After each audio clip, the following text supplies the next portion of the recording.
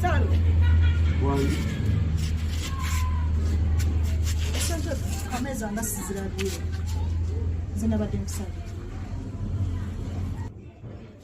Jose nakuwadde zaweddewo naddewo ogumu ekitundu zaweddewo.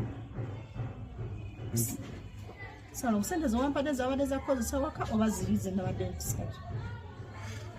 Ze wansabye kwatirira mumamu tebitambula bulungi sako ogumemu omanyi obulamu butwale bugamu n'obanga bukyogatta lusi kiteguka okikwata ne kiteguka kati waliwo ebikyateguka mbiyunga ne bigaana okuyunga kati mbadde nsaba ogumemu. Saalongo nze nkoye ebintu byoteguka n'obyoyunga ne byogatta kubanga Saalongo nze ne gye nnava gye wanzijja musajja bw'atyo bwe yatandika gumamu yatandika tugenda kufuna linda tukole tofaayo gumamu n'eŋŋuma ne bigaana bwe byagana ne muviira jjukira gwe wanfunira nondaga nti buli kimu okisobolera nga sente ozimpeera wali waŋŋamba ndi mwayawukana dda era twali twawukanye omwezi nga guno ate awo tabadda nampulira nkoyo ekigambo tugumemu kati nze ngenda kukola ntya Saalongo kyusaamu kubanga ne Jime bw'atyo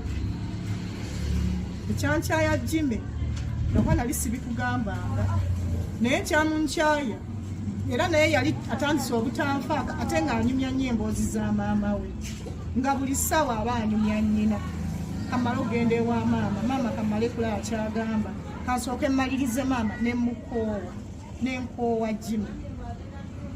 Saalongo mbadde saagala obafaanane si mu bubi dda mabega gye nnava ate okimanyi bulungi nti abandaba bangi era nawe olwo ntawaanya nja kufuna omulala nja kuviira Dani bw'atyo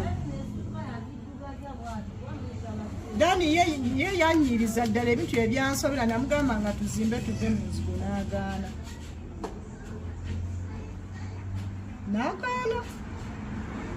nangamba lindamu tugenda kukola lindamu tukole nze ebintu Saalongo byatukole nze